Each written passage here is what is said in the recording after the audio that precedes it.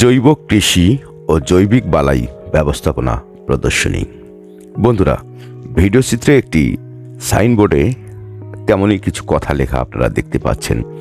আমিও দেখার পরে প্রথমে একটু বিস্মিত হই, তারপর আমি এই ক্ষেতের মালিকের সঙ্গে কথা বলার চেষ্টা করি এবং সেখান থেকে আমি যে তথ্যগুলো পাই সেগুলো এখন আপনাদের সঙ্গে শেয়ার করছি।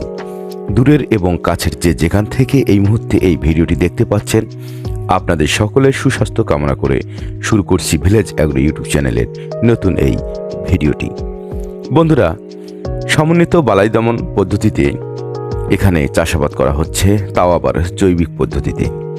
আমি প্রথমে ব্যাপারটা বুঝতে না পেরে জমির মালিকের সঙ্গে কথা বললে তিনি আমাকে জানান যে এই ক্ষেতটির মধ্যে যে পদ্ধতিগুলো ব্যবহার করা হয়েছে তার সবটি হচ্ছে জৈবিক পদ্ধতি, অর্থাৎ এখানে সার হিসেবে দেওয়া হয়েছে গরুর গোবর, মুরগির বিষ্ঠা এবং কীটনাশকের কোনো ব্যবস্থাপনা এখানে নেই। তবে আপনারা দেখতে পাচ্ছেন যে ক্ষেতের মাঝে কিছু ফেরোমন ফাঁদ দেয়া হয়েছে, যেগুলোর মাধ্যমে পোকাগুলোকে বিনষ্ট করা হচ্ছে। আর দ্বিতীয়ত যে কাজটি কৃষক খুব মনোযোগ সহকারে করে আসছেন সেটি হচ্ছে এই ক্ষেতে যদি কোনো গাছ বা কোনো উদ্ভিদ রোগাক্রান্ত হয় সেটিকে তাৎক্ষণিকভাবে ক্ষেত থেকে সরে দূরে কোথাও পুড়িয়ে ফেলা হয় অথবা পুঁতে ফেলা হয়। আরও বিশেষ কিছু ব্যবস্থার মাধ্যমে এই জৈবিক কৃষি সম্পন্ন করা হচ্ছে।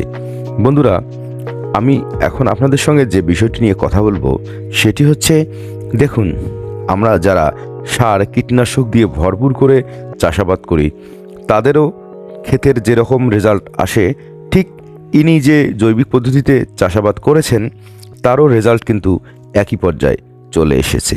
তাহলে আমরা অবশ্যই নিশ্চিত হব যে জৈবিক পদ্ধতিতে চাষাবাদ করা সম্ভব এবং সেটি হলে আমাদের বিষমুক্ত খাদ্যের যে চাহিদা সেটিও কিন্তু পূরণ হয়ে যাবে। তো আশা করি ভিডিওটি ভালো লেগেছে। ভালো লাগলে অবশ্যই চ্যানেলটিকে সাবস্ক্রাইব করবেন এবং নতুন নতুন ভিডিও পাওয়ার জন্য বেল আইকনে ক্লিক রাখবেন। ধন্যবাদ সবাইকে।